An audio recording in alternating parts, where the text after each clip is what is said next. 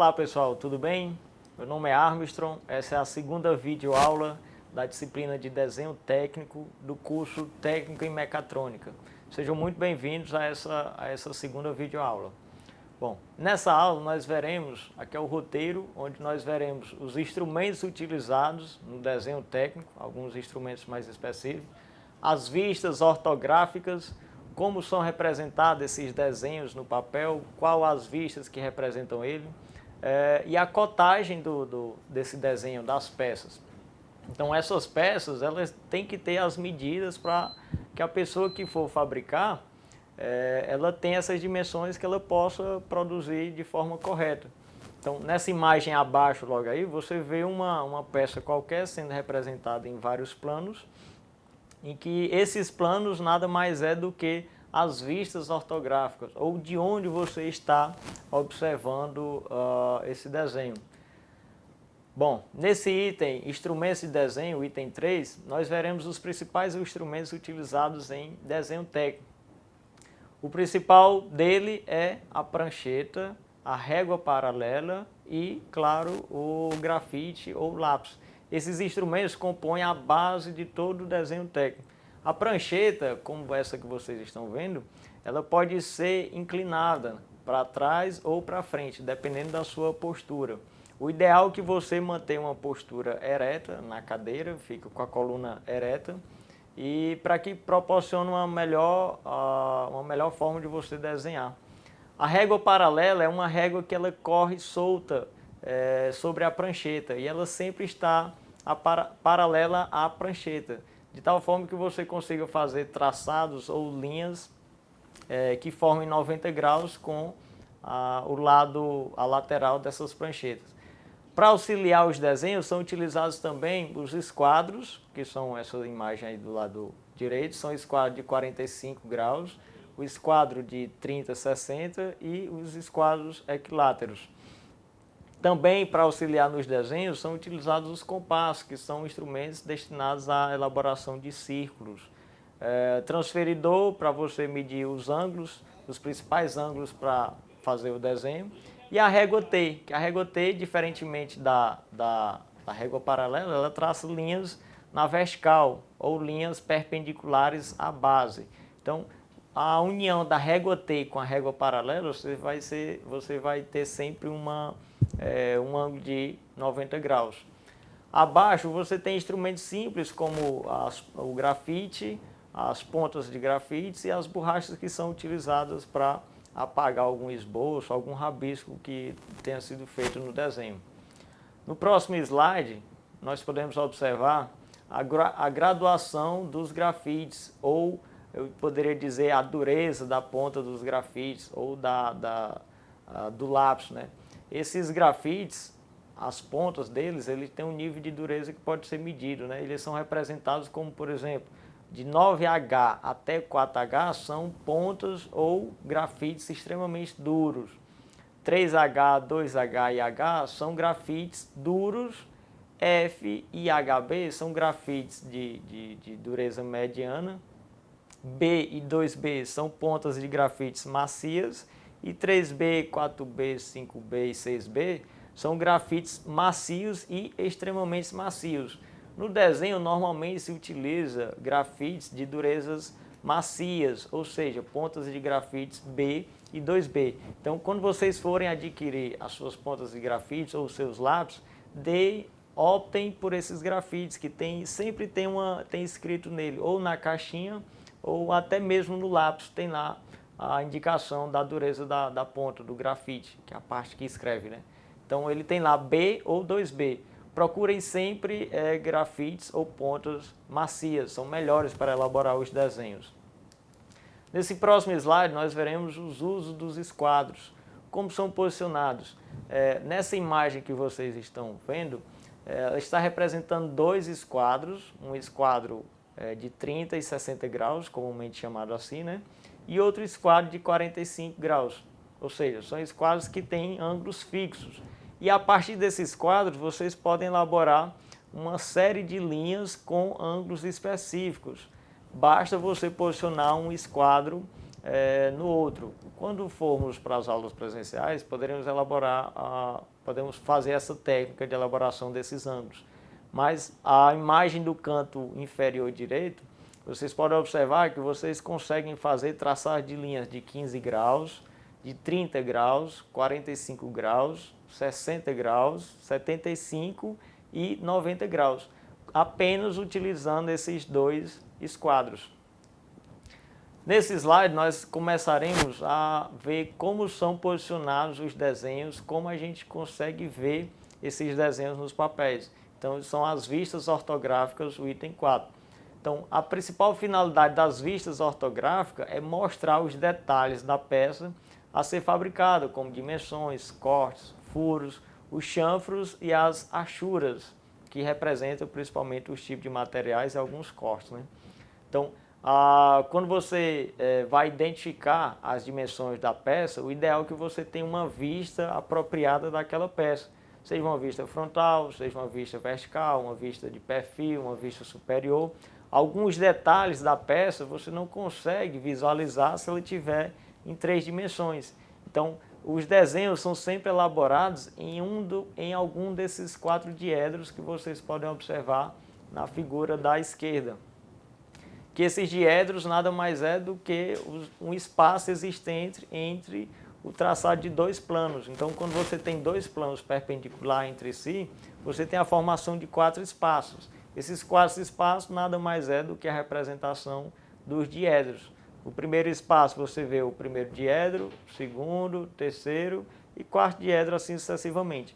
Normalmente, os desenhos são representados no primeiro diedro e as principais vistas deles são frontal, superior e vertical e lateral esquerda. Se vocês observarem nessa figura do meio, você tem o desenho sendo representado no primeiro diedro, onde você tem o espelhamento das vistas no plano vertical, no plano horizontal e no plano de perfil da peça.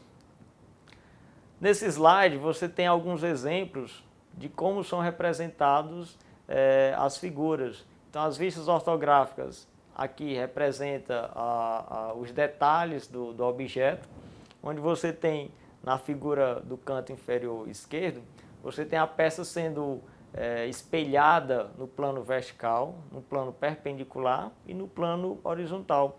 Se você observar logo essa imagem da direita, onde embaixo tem vistas ortográficas, você pode observar a representação da vista frontal do material, da peça que está sendo elaborada. E essa vista normalmente representa a principal vista do material, as principais dimensões desse material. À direita você tem a vista lateral da peça e embaixo você tem a vista superior dessa peça.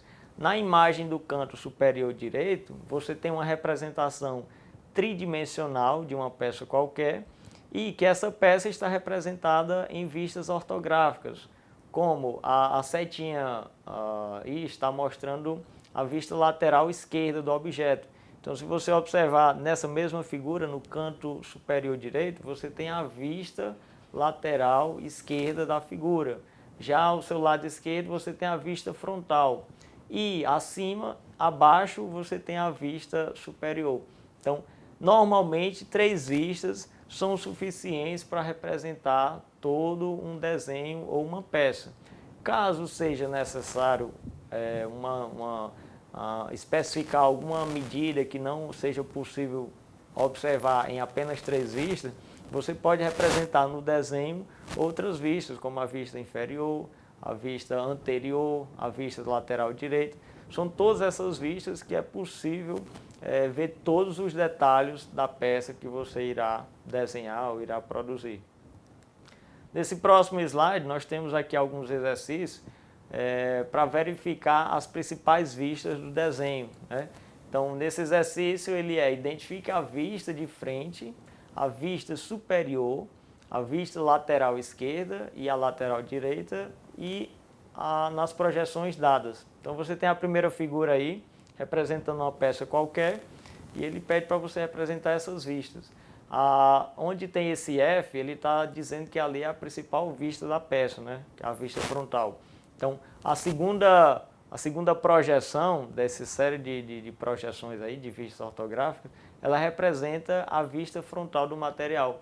Perceba que ela mostra aí o corte inclinado que a peça tem e ela mostra uma linha pontilhada em cima. Essa linha pontilhada representa aquele sulco que tem na vista superior da peça, né?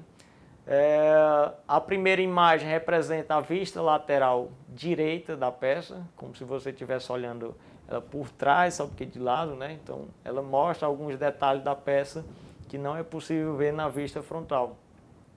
A terceira figura, a terceira imagem, você vê a vista lateral esquerda da peça e a última, a vista superior. Perceba que a vista superior ela tem um corte ali na peça que só é possível observar por essa vista, né? Um detalhe ali, como fosse um cubo, como se tivesse retirado um cubozinho da imagem. Na figura de baixo, a primeira imagem aí representa a vista superior da peça, mostrando todos os detalhes. A segunda imagem representa a vista lateral direita da peça. Perceba que tem linhas pontilhadas que representam as linhas ocultas, linhas que não é possível ver dessa vista. A terceira imagem representa a vista frontal da peça, que é a vista principal, e a quarta e última imagem representa a vista lateral esquerda da peça. Nesse próximo slide, nós temos o exercício 2, também para identificar as principais vistas do material. Então, foi selecionada aí na primeira figura que a vista principal é essa vista frontal, onde tem essa letra F, e ela está representada lá na última imagem do lado direito, como vocês podem ver, onde tem VF. Voltando para o início, nós temos aí a vista lateral direita da peça, que é aquela vista de trás, né? A vista superior, essa vista superior mostra os detalhes de corte da peça, e a vista lateral esquerda da peça, onde ela mostra aqueles cortes onde tem as linhas ocultas. Essa linha traçada aí representa as linhas ocultas, então é a linha à esquerda da vista frontal. Na peça de baixo, onde tem esse S, está representando a vista superior da peça, que é a vista que ele tomou como referência.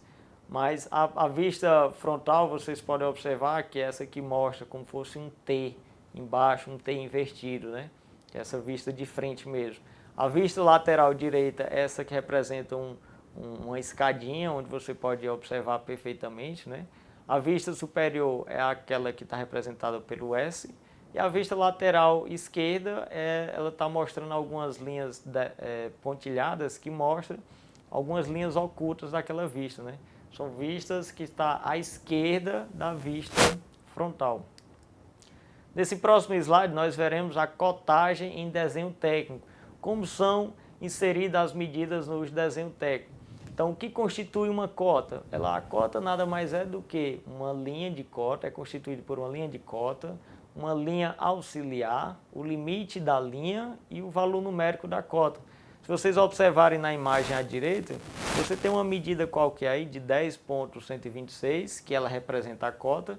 Ela está acima de uma linha que representa a linha de cota, e nas suas extremidades da linha você tem a linha auxiliar, que é a linha que limita o tamanho da peça.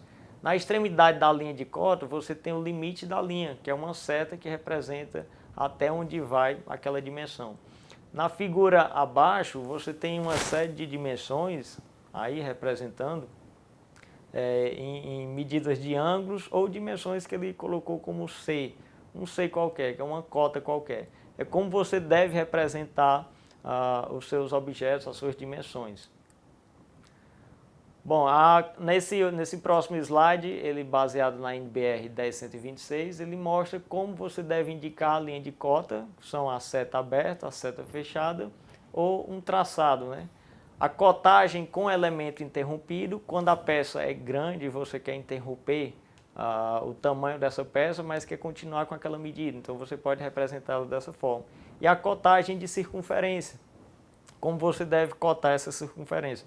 Na imagem do canto inferior direito, você tem a forma correta do lado esquerdo e a forma errada do lado direito. A forma correta é você ter uma medida que não sobreponha as linhas de centro da peça. O resumo da aula. Nessa aula foi visto os instrumentos que são utilizados em desenho técnico, os instrumentos básicos, as principais vistas ortográficas utilizadas para representar os objetos e como se realiza a cotagem dos objetos em desenho técnico. Algumas referências utilizadas, algumas normas utilizadas para a elaboração dessa aula. E obrigado, está aí meu contato e valeu, galera!